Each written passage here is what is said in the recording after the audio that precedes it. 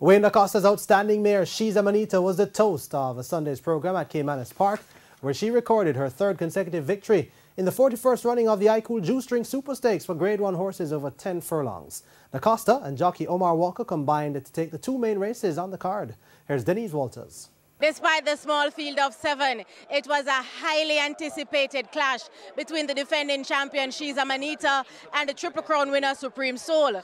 The former Triple Crown winner, bidding to be the first mare to win 3 straight Super Stakes, kept pace behind leader Tuna Ciliata. But when jockey Omar Walker asked the super mare to run, she gobbled the field up. The two to Supreme Soul under a ride, but not really gaining yet. Hovercraft and Big Daddy Cooler next, and Uncle Vinny has been left at the back, 5/16 to run. They're coming into the lane, and the queen of local racing, She's Amanita, has taken charge from Tuna Ciliata. Sentient is back in third. Supreme Soul is struggling way down the track in fourth. It's She's Amanita out in front from Tuna Ciliata. She's Amanita leaves the furlong pole. Walker has a look behind him. Tuna Ciliata has given up and can't touch the mare. The mare is coming away. She'll have her third consecutive victory in the Super Stakes. My, what a horse. Tuna Ciliata second, Sentient third, Big Daddy Cool is fourth. The 5-year-old bay mare won comfortably in the end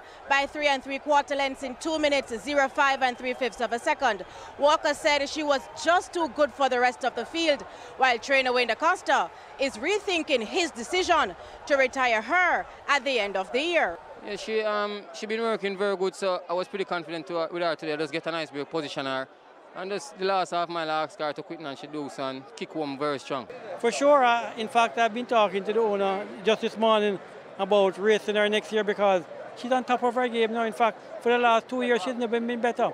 So why not try for one more year? So we still have a little more to talk about the issue, but it's definitely on the plate. Meanwhile, the imported Stranger Danger had no equal in the Invitational Mile, as the race was between him and the clock. Now switch to the outside. There goes Fayrouz just in behind them. My Ellie Bell and Ricky Ricardo maintain last as they're into the lane. A quarter of a mile to run. Stranger Danger. Walker having up Pete behind him. He changes his hold, and it's Stranger Danger. He's looking for his 9th consecutive win, and so far he has been undefeated, and it will take an act of God to stop Stranger Danger now inside the last furlong. As expected, Stranger Danger is going to romp the Invitational Mile unless there's a mishap. No mishap yet, and Stranger Danger will win it by a gap. Uncle Frank is second, Fayrouz third, My Ellie Bell.